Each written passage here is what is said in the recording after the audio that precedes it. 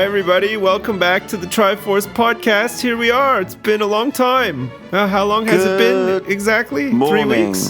Has it been 3 weeks? Long time. I think it's been 3 weeks. And this won't go out for another week, so it will be like a full month. Almost a monther, yeah. Jeez.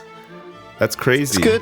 Yeah. We've got a lot to talk about. We have. Well, you We've done say a lot of that. stuff. I mean, I don't. Like, I've got less to talk about than ever now. Like, we went on a trip. Nothing really happened. We came back.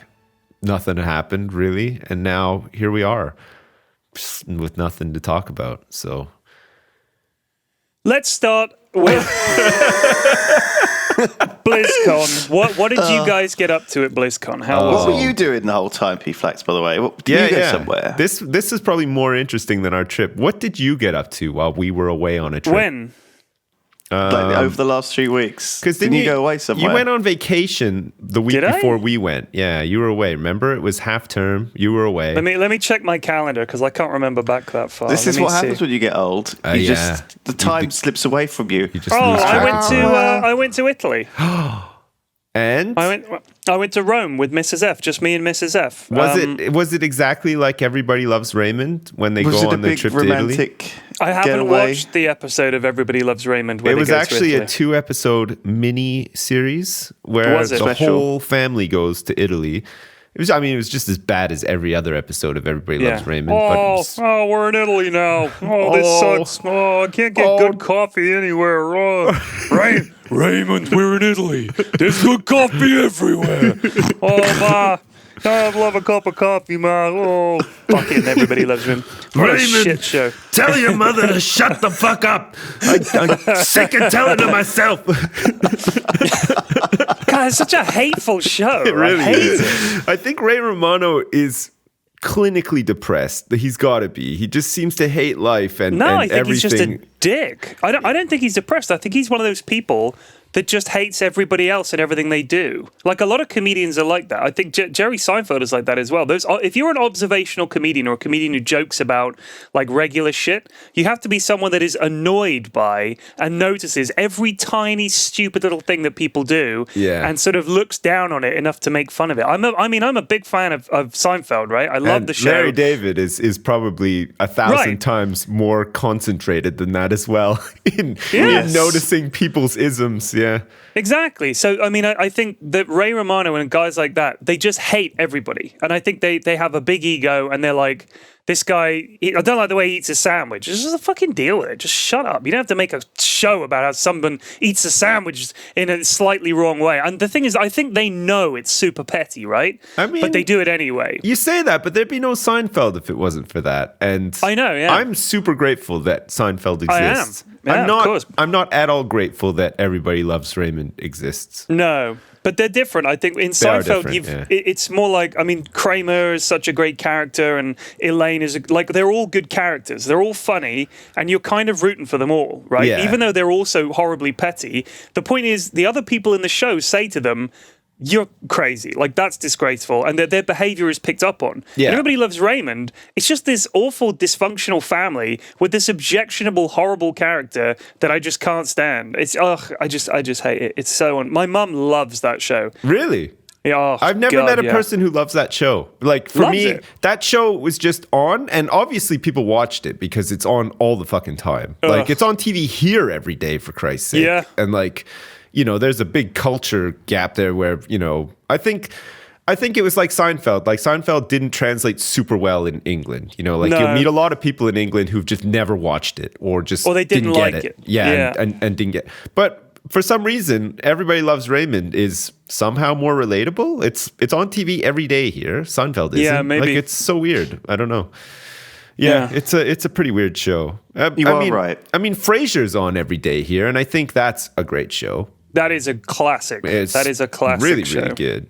But yeah, But Everybody again, Loves Raymond. like baffles Frasier me. does stupid shit in the show, right? And so he makes bad decisions, he's selfish, but the other characters pick him up on it. That's the thing. You need that balance. If the character is they're just all horrible, which is what Everybody Loves Raymond seems like to me. He's got this awful mother, the terrible father, the brother, and Raymond, and his poor wife has to put up with this fucking idiot. I just want to shake her and say, "Get away from this guy. He's dangerous. He's going to ruin your life." I mean, another show where all of the characters are terrible. Not badly acted or whatever. I mean, just like their personalities or whatever are terrible. Is Always Sunny in Philadelphia, but that show's fucking hilarious. I have never watched it. It's super good. Like you should watch it. It's funny as hell.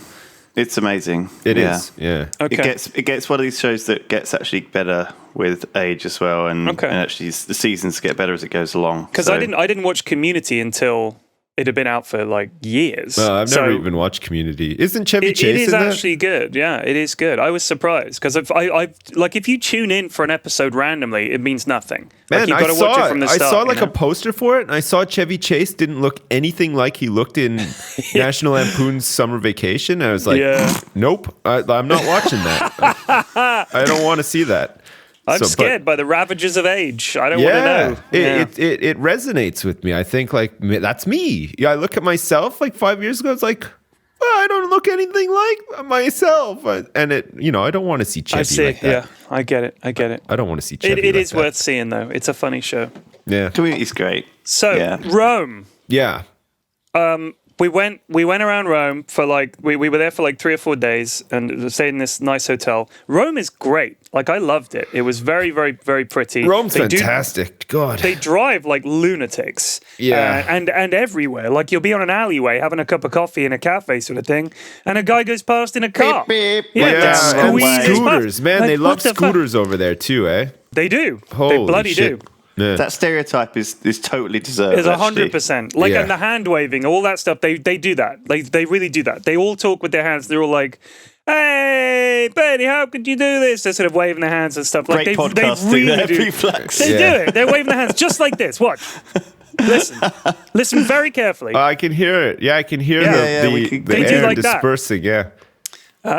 And we went to the Vatican. Obviously, I'm not a religious person at all. No, but it's worth going to. In terms of a building or a series of buildings to see, it's unbelievable. Yeah. And the main bit we saw was the St. Peter's Basilica, which is this ridiculous church. It's like it is something out of Game of Thrones or Lord of the Rings. It's just so incredibly big and grand. Yeah. And it's just ludicrously high. And there's this altar. And the whole thing about the Catholic Church seems to be that if you're going to have a floor, make it huge and marble. If you're going to have a ceiling, make it like the highest one there is and marble. And if you've got some marble lying around, put it somewhere. Like, don't waste marble. Get marble everything. And then if there's an altar, you know the bit where the priest does the altary stuff? Yeah. Let's have an altar. Okay, let's make it 40 stories high, and he can stand at the top and throw marble down on the assembled crowd. That's pretty much what happens. The whole place was just ridiculous. I couldn't believe it. Churches are really hit and miss like that, because sometimes you go to a church and the altar is really crappy. You know, it's just like a block of wood and it's boring.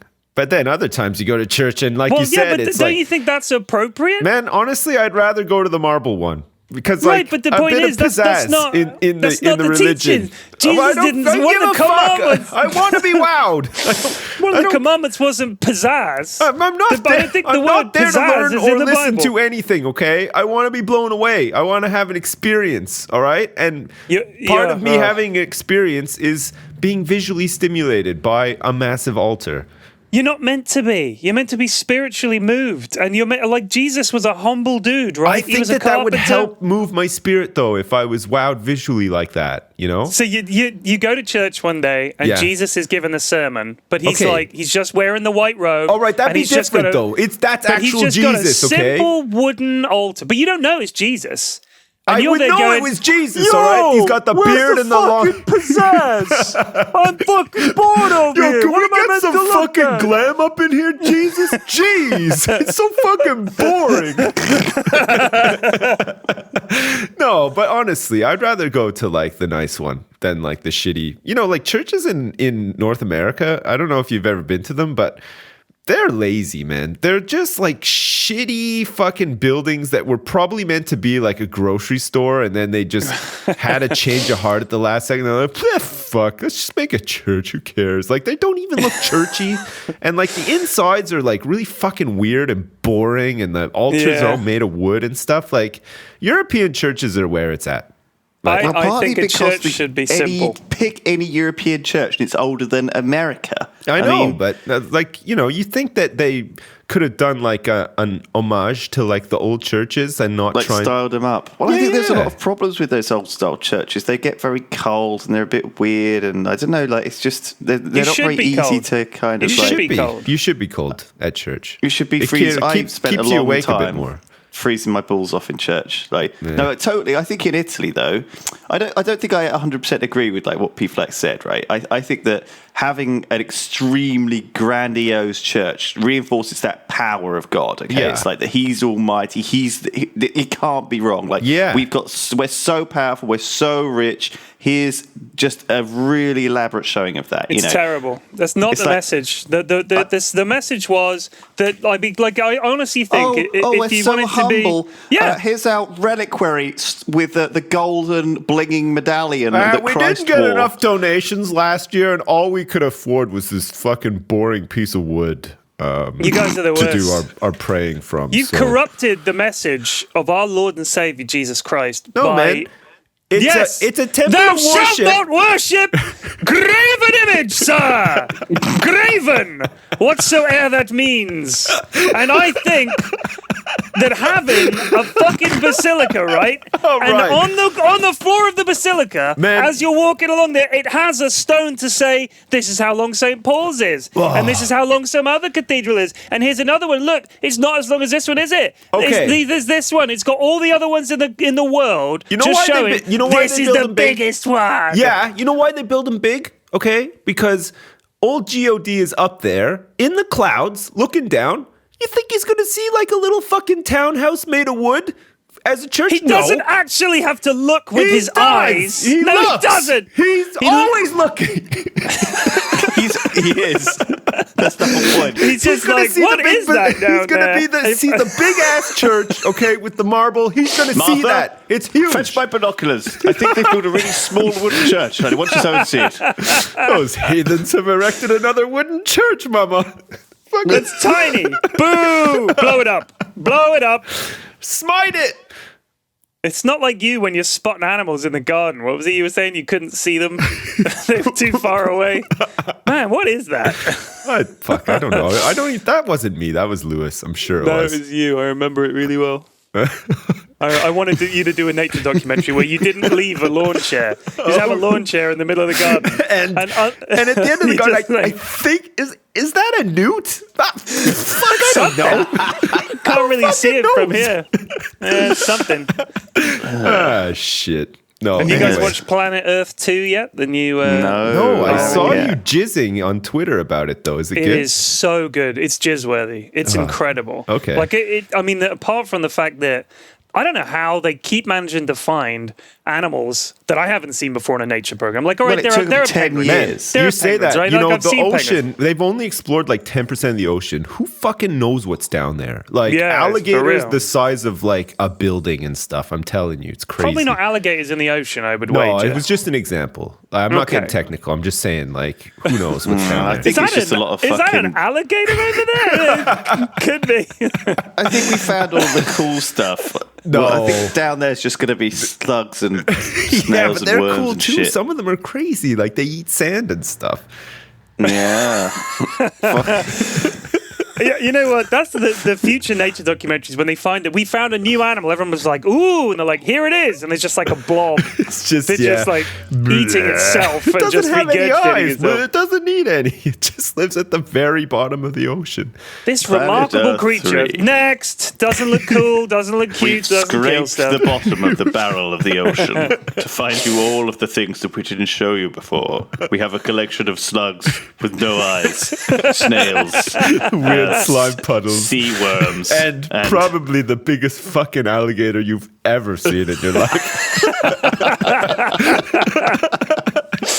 Oh shit! I heard it was quite metal, like quite cruel. As in nature, it's quite. I watched it with the kids. It's quite adult. I watched the first episode again with the kids. Nice. We've got a nice big telly. It's beautiful HD picture and everything. So it's like how big is it? It's huge. It's the size of a big alligator. How many was it inches? a bit traumatic for them? Is it like a 50-incher? I don't know what the dimensions are. It's fucking big. It's like you could use it as a table. Is right? it a It's like- curve? Does it curve? No, it doesn't curve. But so we're watching it. My Who eldest, has one of those? she's like 7.5. She fucking loved it, right? Okay. My one who's nearly 5, she was in tears pretty much the whole time because Was there a anytime lot of like animal, like not predatorial really. animals? not Such really. a great dad. She's got to toughen up, Lewis. I said to her, So listen, she burst sweetheart. into tears immediately. You're like, you're going Yeah. to watch the rest of this I 45 did. minutes. I said to her, listen, sweetheart, nature is cruel. I said, you got to learn that these animals. I said, like, if you haven't seen it, there's a scene where there's an iguana, baby iguanas, and the baby iguanas hatch up out of the sand, and my kids were like, oh, and then they were like, and then come the snakes, and these snakes start coming at them, and the iguanas have to run up the beach to get to their parents, who are like watching from the rocks, like, go on, son, you can do it, and these snakes are chasing them down. That's the worst part about nature documentaries because It's like a really shitty sports day at school. Oh, it's incredible. There's no like they get to the point where like the baby iguana is going to get eaten by a snake, and the lead up is like 2 minutes of basically silence, and for those 2 minutes you feel so fucking helpless. You're just like, oh shit, it's just gonna happen. Like I can't do anything. I have to sit here and watch this. Even Attenborough's just not talking anymore. He's done. And then fucking it happens, and then the baby iguana dies, and you're just like, and then it's like, so cruel, Mother Nature. Fuck no, not again. Another one bites the dust. That was her reaction. She was literally in tears. She was trying to get away, and I was like holding her. It's like, no, you must learn. And my eldest was going, yeah, you got to learn about You're the like snakes. holding open her eyelids. No, I don't want to watch this. And then they did have a bit where these penguins live on this island, and it's like the largest penguin colony in the world. It's fucking huge. It's like this volcanic island, and the entire coastline is just like ragged, jagged rocks. And the penguins have to time it so that when a big wave crashes against the rocks, they throw themselves in it and get swept out. But they have to reverse that process to get back in. They've got to ride the wave up to the rock and just try and jump and cling on. And they get dashed against the rocks, and they get covered in blood, and they're like dragging themselves around. And I was like, okay, now you can go. Like, this is too much. Watching penguins get fucked up on a rock. You're Penguins are excused. crazy, though. Like, I saw that March of the Penguins documentary years ago, and like, holy shit, the fucking shit that penguins put up with is unbelievable. They are like, incredible animals. They really are. It's insane. Like, I don't even know how they do it. I don't know how they manage to have babies and make more penguins and stuff. It's insane. Like, they live in the harshest conditions ever. And they starve. They virtually starve to death every year because they have to just wait for shit to like come about so that they can start eating again and stuff. And it's insane. Who would want to do that? I know they don't want to. They don't know any better or whatever, but fuck.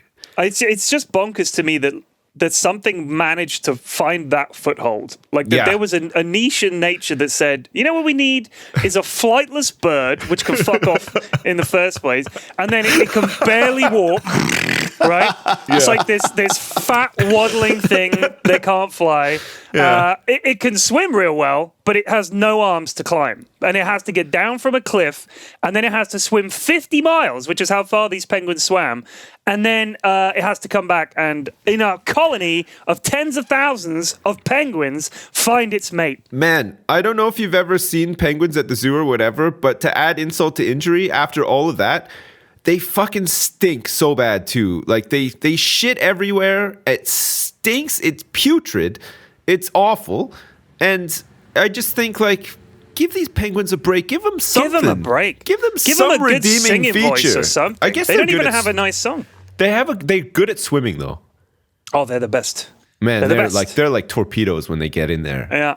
But they don't spend a lot of time doing it, which is weird. Yeah. You know? I just feel like that evolutionary path for penguins, because they've got those little vestigial wings, right? So there must have been something further back in the line that was a flying bird. Yeah. And then at some point that branched off, and that branch was like, fuck flying. I know I'm a bird, and I know that's bird heresy, but I'm taken to the seas. I'm just decided to be a swimming bird. I'm like, what? Man, maybe they were banished from the skies because they didn't fucking opt for the marble and stuck to the wood. Of course, well, no, God created them. Bear that in mind. You know. What the fuck are you talking about? So, you know, he obviously just... If God created penguins, he fucked up, dude. What was he thinking? What kind of design decision is that? Maybe that was like one of the first things he created. He's like, I'm a little anxious here. I'm not very good at this. Let's just try this out and hope for the. Oh shit. Okay, well, we'll learn from our mistakes and make better things next time. Put him on a quiet island out of the way. No one will notice. Hopefully nobody ever finds these things, because they're not my best work. Oh, man. Anyway, so Rome. What else did you get up to in Rome? We walked around a lot. Like, we just walked. We ate, obviously lovely Italian food every day, and just hung out. And it was very romantic and very nice. And it was good. Sweet. It was good. And then got back, and obviously we had we were going to go to, I don't know if I shall not mention its name, on Friday. The Friday in October. You know what I'm talking about? Friday the 13th? No. The thing I was going to go to. I don't want to offend anybody. It was a thing that we were all going to go to, and it was cancelled. Oh, do you remember? Comic-Con. Shh, don't say it. Oh, shit. Oh. Sorry. Right. Were we going to go? Oh, shit, yeah, you were going to go, weren't you? Yeah. Your kid was really excited about it. She was very excited, yeah. Did you just tell them that they had a... No, I told them. I told them the whole story. The thing wasn't just... They just closed it down. I told them the whole story. No. I told them the whole honest story. And there was alligators there, and there were and penguins, but not the good kind. They couldn't get the penguins to show up. Swamp. And then it was my mate's 40th birthday, and I got absolutely hammered. Nice. And spent the next 2 days recovering. And then Halloween, obviously, which was great fun. I live in a neighborhood full of families and stuff, so Halloween is really good, and some people really go to town. I did not, no, but my kids did. My eldest went as a vampire queen. Okay. And the youngest went as a zombie tennis player. Her idea. Nice. And she just wanted to be a zombie tennis player. I don't know where she got it from, but so I had to get her a little tennis outfit and a little tennis racket and everything. Man, maybe she likes Tim Henman. He's like a zombie tennis player, so. Yeah. Or maybe. He was. Yeah. Just a commentator and then we had now. Guy Fawkes Day, which was a good crack. Oh, we were away for that, weren't we? Of course, Guy Fawkes Night every year gets more and more forgotten about because it comes so soon after Halloween. Yeah. That it's like, but then there was that one year where that fireworks factory blew up. You remember that? That was like the ultimate one. Nobody could top that one. What are you fucking talking about? So ever since the fireworks factory blew up, yeah, near to everyone Guy was Fawkes like, Night, "Oh shit, what are we gonna have to do next year? Like blow up 2 of them, or like?" And everybody just sort of said, "Ah, fuck it." I don't think the fireworks factory blew up on Guy Fawkes Day. I'm that would have sure been it a bit did. convenient, wouldn't it? No, I'm sure it did though. Like that, I remember clearly this happening at some point. They were like, "That's it. There's no topping it. We're done. It's done." Yep. Man, that thing just blew up constantly for like 12 hours. Like, it was insane. Like, just when they thought, they were like, okay, I think finally, nope, it's not done. It's just like, and every time the fire brigade wanted to go in, they were like, no, you never approach a firework, even if you think it's gone out. Roman candles were just going like crazy. And, oh, man. Yeah, it was pretty devastating. You know what they need to get? They need to get a dad. He'll walk up to a firework that should have gone off and hasn't, because that's what dads do. The kids go, "No, Dad, you must." You're like, "Don't worry, kids, I've got this." And just praying, "Please don't explode in my face." Yeah, that's exactly what's. Yeah, you don't want those things going off in your hand. Holy shit! It is such a dad. I remember my dad doing that as well. We were all like, "No, Dad, don't go back there," and he would just sort of walk. Did he out have like the darkness. Did he have the big sand pit like in your backyard, and nobody was allowed to go close to it? He'd have to like launch them and stuff. No, my mum used to get me because I mean, obviously, my parents were divorced, so there was no dad to hand. Oh. So I had to step up. I've been a dad most of my life, God damn it, like in Holy spirit. Shit. So I had to go up and I did the fireworks because my mum and my sister didn't want to go near This explains the hair. Yeah, exactly. I was dad the at stress 25. of doing those fireworks, man. The responsibility. Being I a dad loved it. before your time. Before you're actually a dad, yeah. Yeah, holy shit. But Because so I mum did the can't go fireworks. and light fireworks. That's not a mum thing. No, Mum's the one that says, "Careful!" That you need that From inside, like from the kitchen window. behind the door. Yeah. Careful out there. Careful! Don't burn yourself. I'll be 20 feet away if you need me. through the window. Yeah. I don't trust you guys with anything. I always thought it was probably more dangerous to be behind a window because, if the firework did fire at you, The window would like smash and then Yeah, but windows don't shatter now. Like single pane windows do, but like if you've got double glazing. if you got double glazing, it does that thing that windshields do. You know, like it just cracks a lot. But like none of the window, like no fragments go flying or anything like that. It's all contained. Okay, yeah, that's good to know. It's got like some sort of film over it or something that holds it all in, so you'd be fine. But like, yeah, if it was like back in the 1940s or something, and you're dead. Single pane of glass plane goes would through your shatter and stab you a million times directly in the heart and probably your face too. So. You'd be dead. Oh my God. Yeah. Maybe. Oh no. So yeah, we always used to buy fairly low-powered, crappy fireworks. That were they the indoor fireworks? No, I mean we had some indoor fireworks as well at Christmas and things, but not. You know, we didn't have we didn't live in a block of flats, and the best thing we could do on Guy Fawkes night was have some indoor fireworks. I remember a friend of mine invited me around one time for fireworks night, and I was like, we're gonna have fireworks. I was like, oh, cool, and it was just a single pack of the indoor fireworks. Like the weird thing that you light, it's like a tablet, and the snake comes out of the top of it. It's like the most underwhelming thing. It's just a chemical reaction and produces a shitload of this weird black foam. That's it. Yeah, I was so disappointed. I remember there was a firework that literally looked like a Quality Street chocolate or something, you know, and you light it and it turns into a gigantic like dog poo. That's what it looks like. Yeah, it's like so weird. The dog poo firework. What a great thing that is.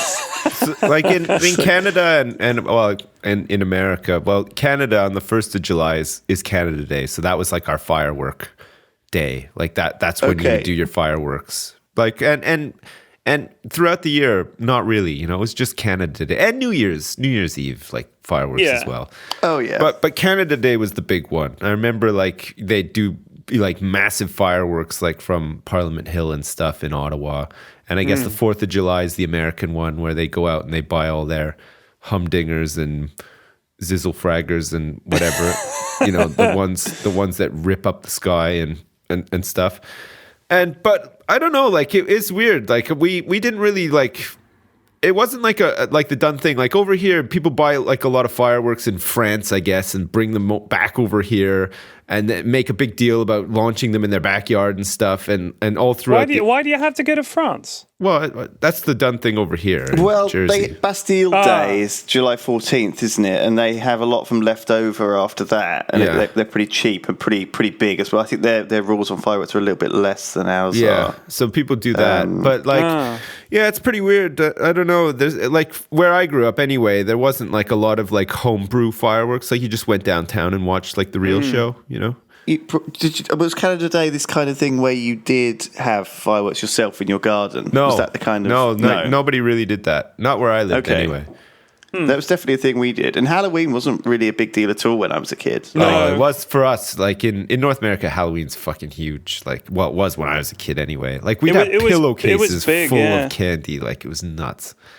When I was in New York, it was big, and then I came over here and nobody did it, and I was really disappointed. It's I was only it's only in the and- past couple of years over here, I'd say, that it's gotten really big. Like, it's not, And it really does overshadow Guy Fawkes Night because it comes so soon after it that you just sort of... Everything is all Halloween out the ass because it's such a seasonal holiday where you decorate everything and every shop now has spider webs and stuff in it and cobwebs and Halloween specials.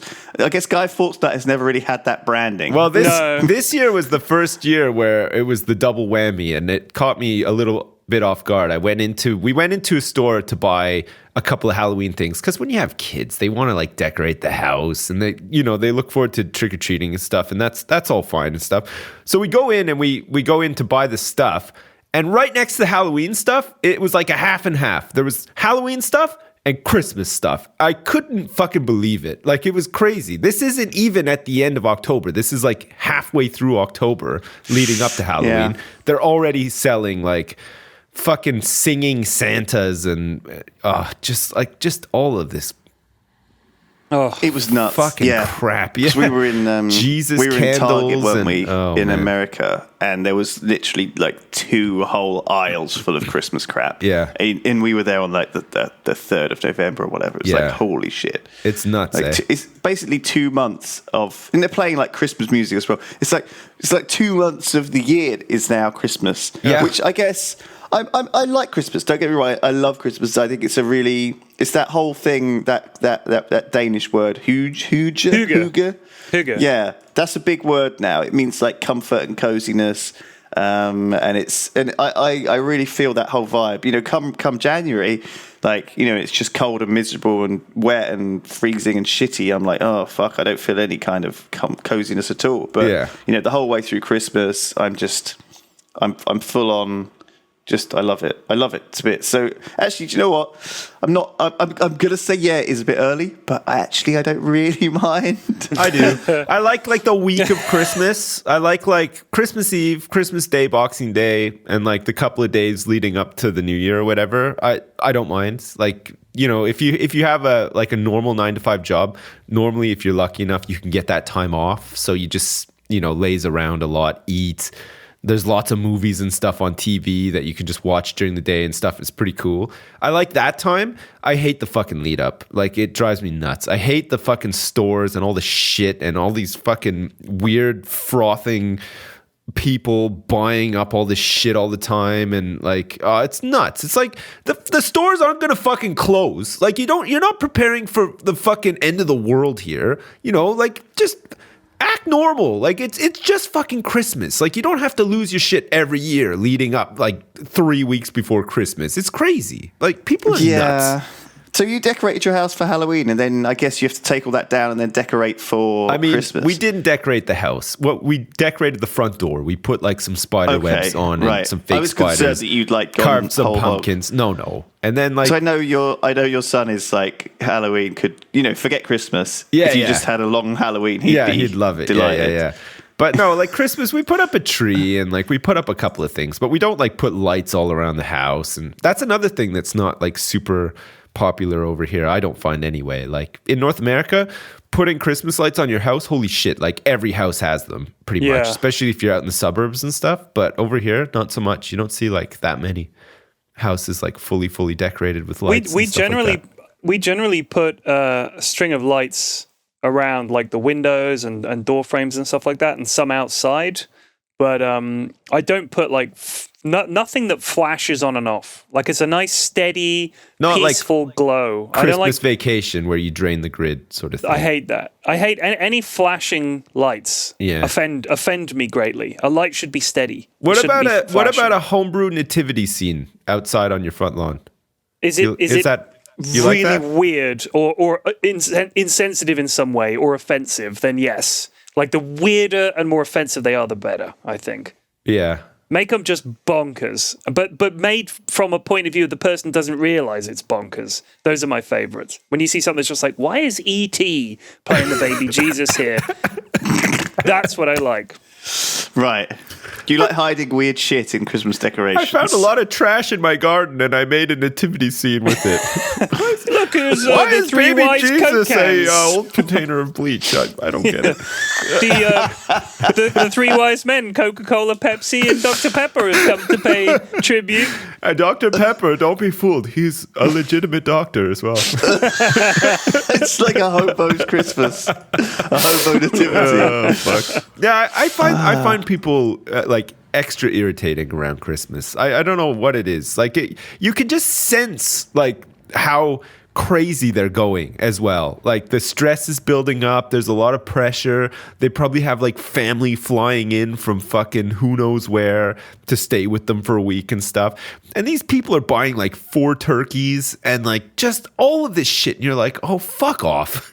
Get a fucking grip. I think, you know what? That's the thing I don't like, is people who get stressed about Christmas. Yeah. Like, but the thing is, bear in mind that we're not seeing this from, and this is going to sound sexist, but I honestly think it's true, from a woman's perspective. My wife gets super fucking stressed, and I don't know any of my friends' wives that don't get stressed about Christmas if they have family coming to stay. They feel that the emphasis is on them to sort it out, and if they fuck it up, it reflects badly on them, because no one expects me to do shit, right? No one's expecting me to sort out Christmas. It's always on Mrs. F. So even though I do a lot for Christmas, something like that, and I help out, but the emphasis is still on her. I wear my sweater and I get blindingly, ragingly drunk. Noon, but that's my fucking job. I'm a dad. It's Christmas. I'm going to sit on the sofa, complain about the TV, and say, there's no good movies on this year. What the fuck? They showed this last year. And whilst drinking, Bailey's or whatever at like one in the afternoon. Poppins will be on for sure, though. It'll be on. Yeah, that'll be on. The kids love that movie. Yeah.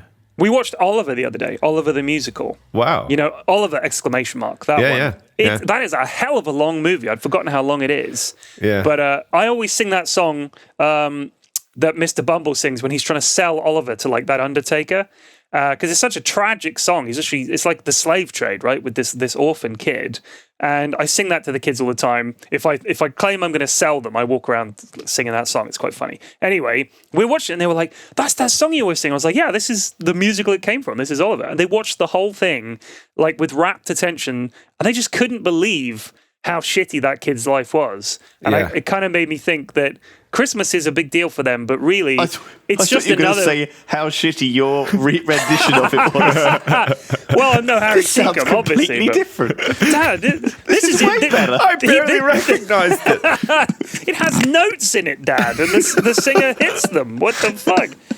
Yeah, but it was weird. You were trying to copy this? They're too young to be that judgmental. When they're older, they could do that. Yeah.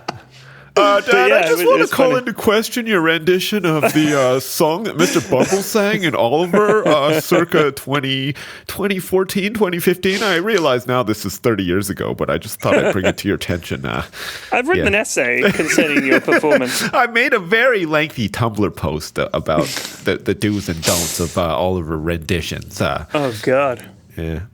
That's what's going to happen. Maybe what if I end up as like a Tumblr post? My kids will be like, "Why my dad was a terrible dad." Yeah. It's just like some that's the fear picture that their friend has drawn of me hunched over a computer playing Dota or something. I mean, there's plenty of pictures like that available of us as well. So like, yeah, that's true. They're going to be able to put together a pretty solid case about how bad of dads we are.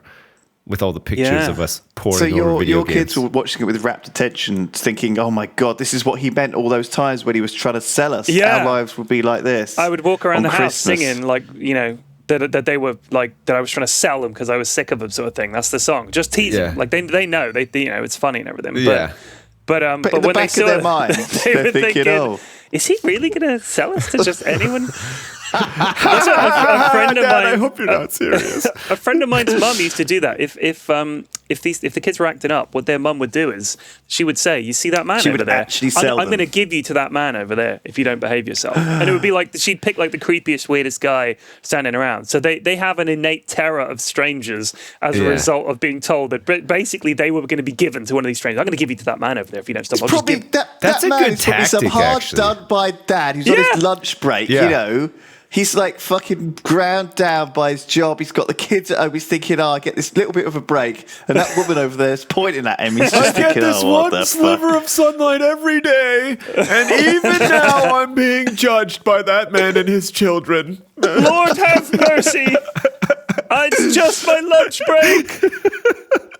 Oh, man. Poor dads. Yeah. Fuck, you got to feel sorry for a dad. Like, nah. Yeah. I see other dads out there, and I'm just like, I feel you, bro. It's the ones that look like broken men. They're the ones that they've given up. Yeah, like they're forced to wear like a salmon pink dress shirt or something like that with a pair of jeans, and you just think, but oh man, what the fuck happened to you? Dad responsibilities. It's like the same thing as happens with the mum on Christmas, though, right? Like all the pressure that you have to get all the food ready because the shops won't be closed, and you've got to make sure everyone's got everything.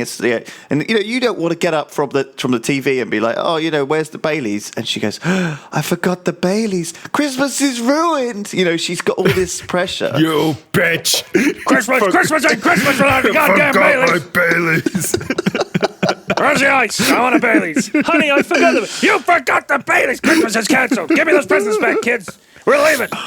Oh man, Exactly. That's the little paranoia in the back of her mind. But yeah, in the same way, you have your dad's responsibilities, like going back to the lit firework and joining up when the war starts. I don't know.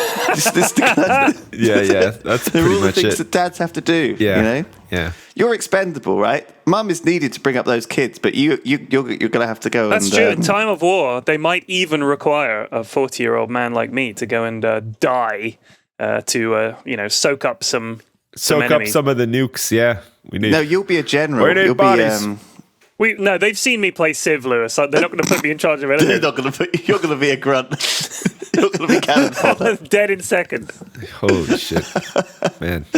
Anyway, Sips will be called up to the Mounties. of course, got to police those mountains. You never know what's going on there. Could be like a Navy SEAL team or something trying to invade the mountains. Got to get the horse back. They put you in charge of the mountains. You'd be like, I think we're going to go deep into the forest. We're going to portage the crap out of this forest way, way deep, just in case. You guys just leave us out there. Don't worry about us. Okay, we'll be fine. And just We're go going to set up our the forest. HQ on a fortified island. Far away We're going to from the shit in forest. a hole. It'll be like those members of the Japanese army who were still fighting like 30 years later and didn't it's realize like Lost, the like the war guy had in the ended. bunker. I know, like it wasn't anything to do with the war, but that's kind of like that, right? Like he's left at his post. He doesn't know what the fuck is going on. He's like, oh shit, maybe we're winning. I don't know. They've forgotten about us. We haven't had any intel or radio comms with the mainland for about 30 years now. You know I those remember the guys, story. those guys that were stuck on the islands, the Japanese soldiers that like didn't surrender. The locals would go to them with like foghorns or loudspeakers saying, "The war has been over for 30 years. But they Please didn't Yeah, believe but they them. thought that was like psychological warfare, though. They didn't believe for it. That's 30 right. years." Yeah. And so they would still like commit they would commit raids and steal stuff like to survive. Yeah. And they But still they had would their like kill 30-year-old islanders. service Like they would rifles kill and people stuff. from time to time. Like it's Yeah, not. I mean, it's seen was as a kind real of a thing. funny And so- story, but those guys were fucking nuts, man. And in other news, those 3 crazy fucking guys that think that the war is still going have struck again. This time it looks like they stole a tin of beans from old Miss Maggie, who was coming home. They stole a pie off the window. She was on her way to the bus, which seems to actually scare the shit out of these 3 guys. They've never seen one before. And they killed her. They killed her. Yep, they used the bayonet this time. It was pretty messy. Jesus Christ. They used the cover of fireworks night to commit a daring raid on a local town. They've killed 55 children. It's like, whoa.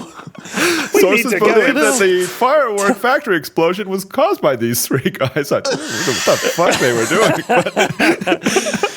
With 30 years of experience, they'd probably be fucking ninjas at Holy that shit. point. Yeah, man. They must Yeah, be they were training in good. their bunker and everything, like all the time.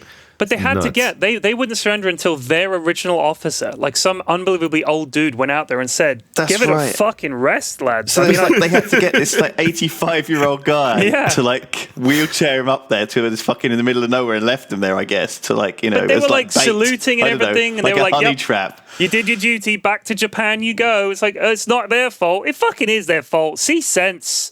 Look at this shit. God. The war clearly isn't still going on, lads. Think Yeah. about it. You think 30 you- years? You know, Come even on. if the war was raging on, occasionally, if I was in the middle of the war, I'd be like, fuck, I wonder if the war's over. Like, you just would. It's just like that natural curiosity, right? Because, like, it's such a chaotic and confusing time. Like, I guess. there'd I be think what they times should have where done you, was you could convince yourself that it was over. And, like, I Maybe. don't understand why those guys didn't. Like, it's nuts. I think what they could have done was wheeled up a giant screen and projected footage of Japan surrendering and bombs falling and like color television and people saying World War II, glad that ended back in 1945, and like just broadcast that day and night into the jungle until eventually these guys go, yeah, all right, maybe it's over.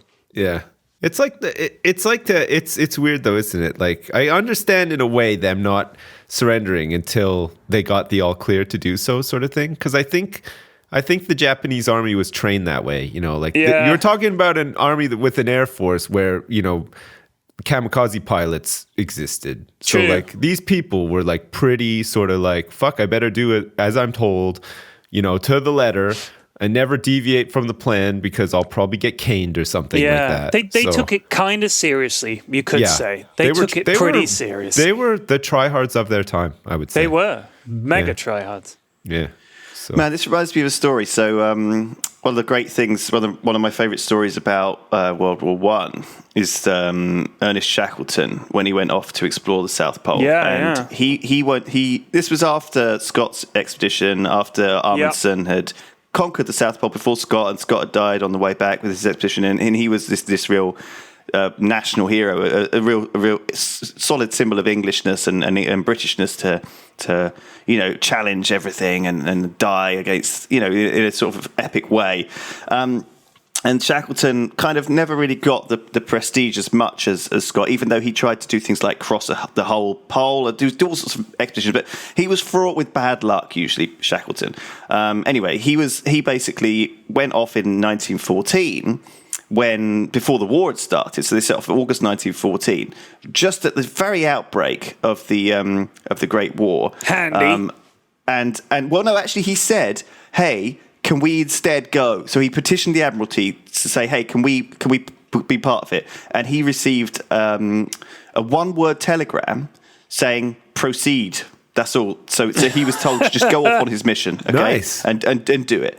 And so he went off to the South Pole, stopped at Boonos Aires in South Georgia, and it was a long trip. And anyway, they went the whole way around. Buenos Aires, and off to the South Pole. Buenos Did you say you mean? Buenos Aires? Fucking Buenos Aires. Buenos.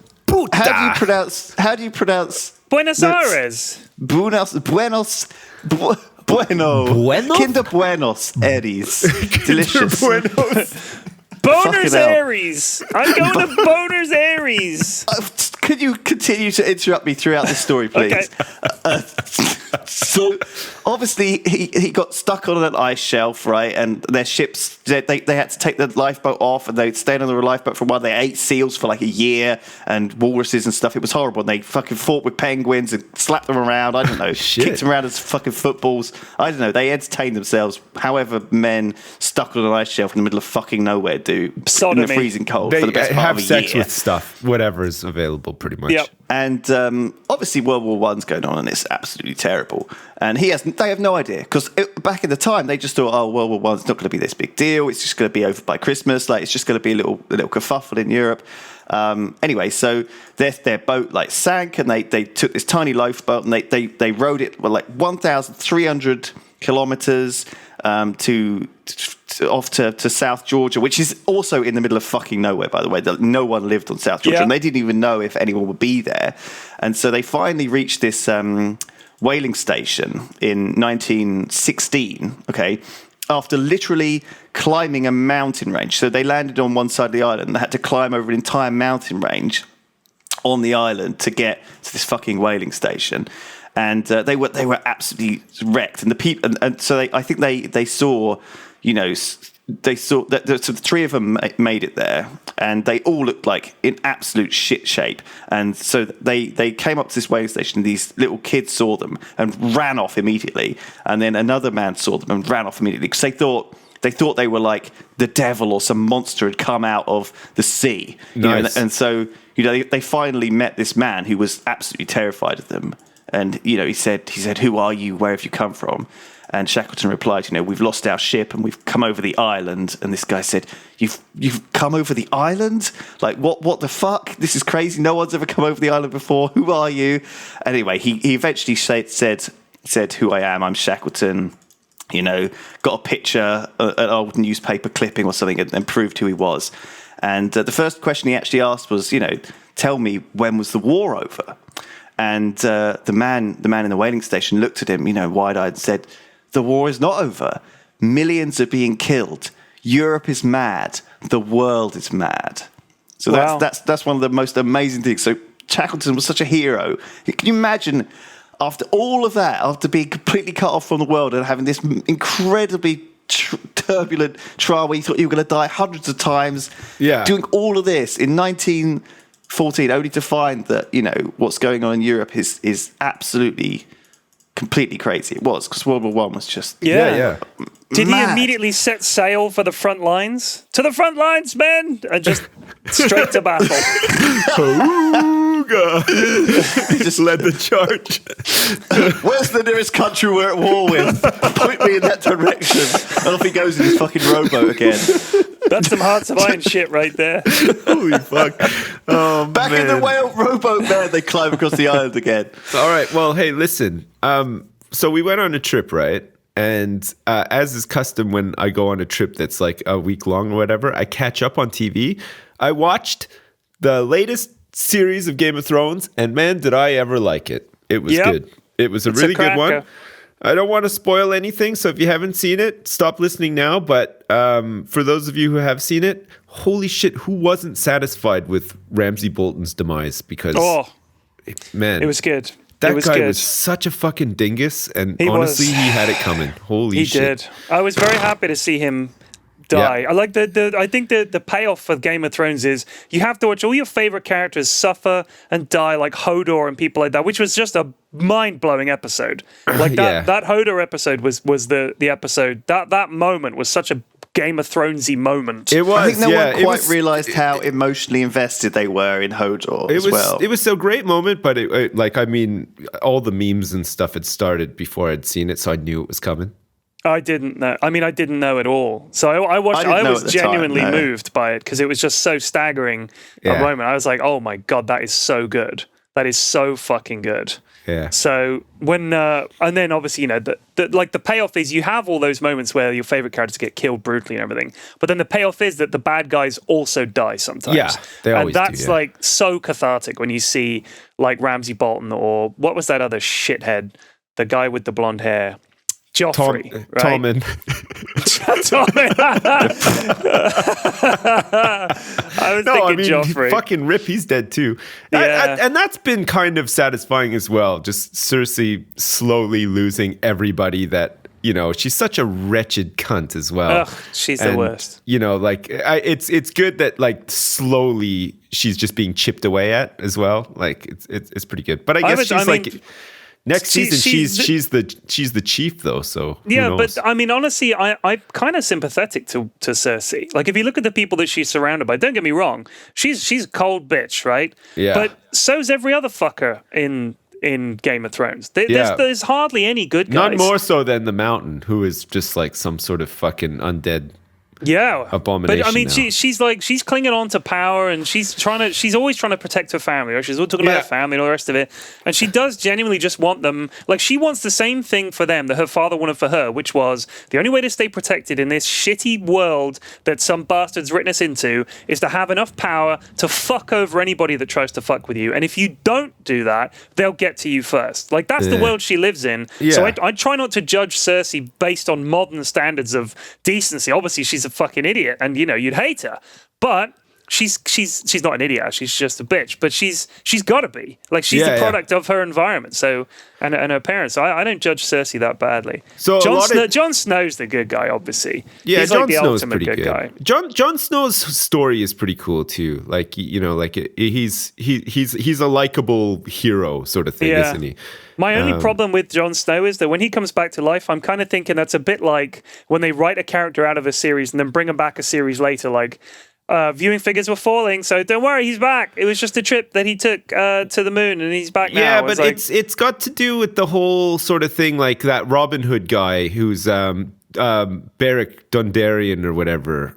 He's still alive too, right? And he's been killed 9 times or whatever now. And in the book, originally, Cat Stark was meant to be the next, right? But that hasn't made it into the TV series. She was like the Walking Dead, right? I hate came people back. talking about this. I hate people talking about the fucking books as if like it matters. Like but there's definitely like a big different.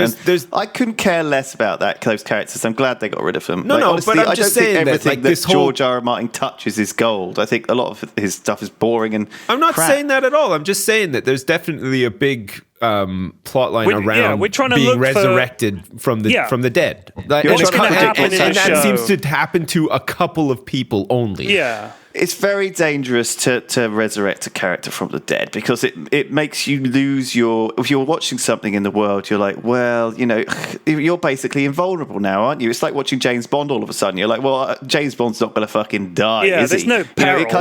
It's kind of like one of the great things about Game of Thrones back in the day was that anybody could die. And it was, that the classic death of Robb is like, really a surprise one, and there's loads of those, and do you know what?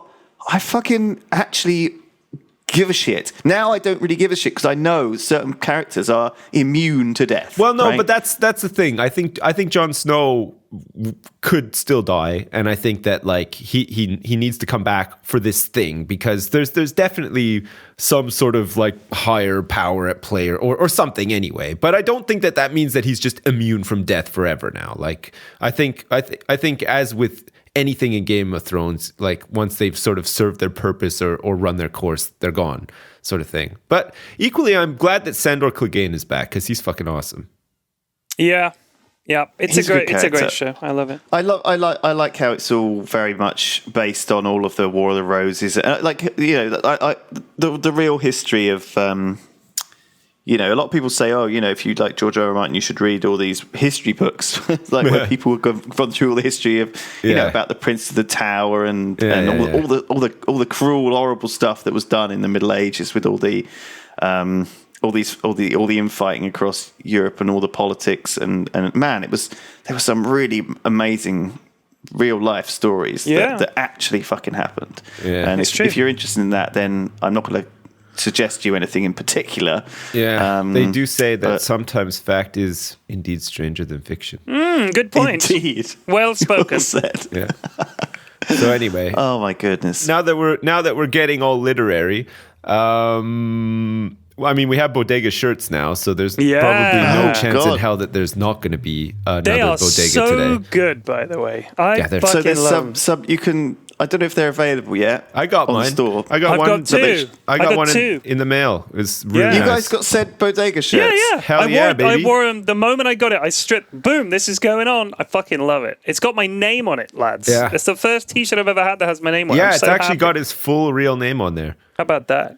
Yeah. Well, so there's now a Bodega shirt available on store.yourskills.com. You can buy that. That's the only thing we've got supporting this podcast. So And the goodwill of our listeners, of course. obviously that supports us Of course. greatly. Thank you for all your love and support. There were a couple of people at BlizzCon that told me That they came have up to me small and dicks. said, I have a small dick. Yeah. And That was one- surprising, but very entertaining as well. One man came up and told me that he had a gaping vagina. I had a couple of those as well, actually. Yeah.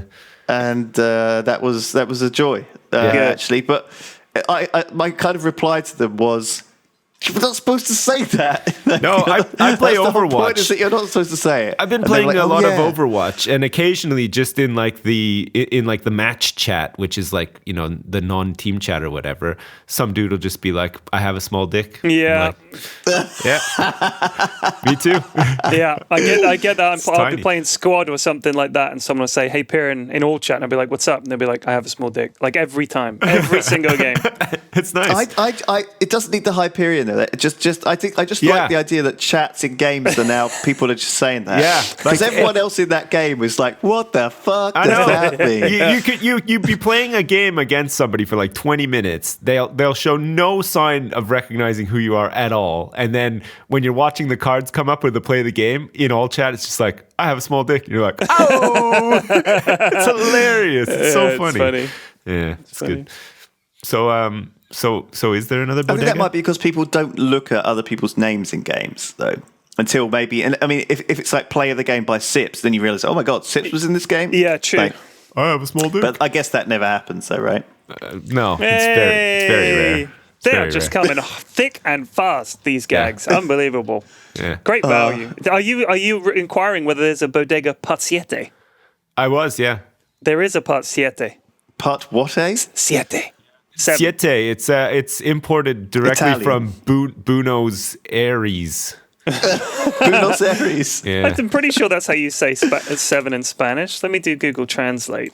I always said Buenos Aires. I don't know why I did. Maybe it's because it's one of those words that Boners said Aries. boners in the Aries. Boners What is it? How do you Aries. say it? How are you supposed to say it? I think Buenos Aires. Buenos Aires. You have to have a little bit of a list Is it as well. Buenos Aires? And then you have to have a little bit of a Aires. silence, and then in your angriest voice, you have to say puta. Buenos Aires. Okay. Puta. Good. Puta. All right, so Bodega Part Siete. Would you like to hear it? Let's do it. Yeah, let Get me ready. recline. Hang All right, on. yeah, recline. Hang on. I'm a little Just gonna bit have to tangled up here.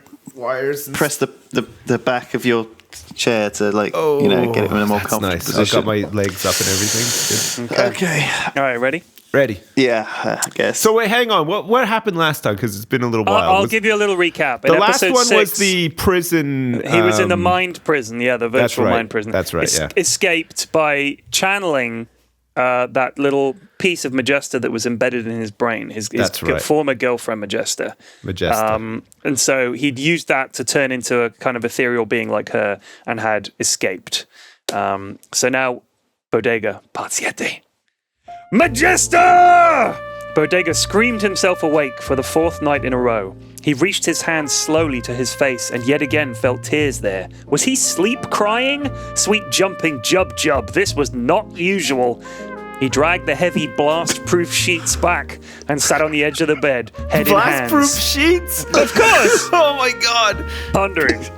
When he'd escaped the virtual prison, see episode 6, he'd been forced to deploy the shard of Majesta's power that lay in his mind, which to that point had been dormant, or so he'd assumed. Now it was gone, consumed by his transformation into whatever Majesta was. He probably should have found out the name for her people when they were together, but frankly, that time had been bone central. Every day, all day, just getting busy like Crevians and screaming around the galaxy in the Disco Volantes, screwing and shooting stuff sometimes. In short, it fucking owned, and Bodega missed it.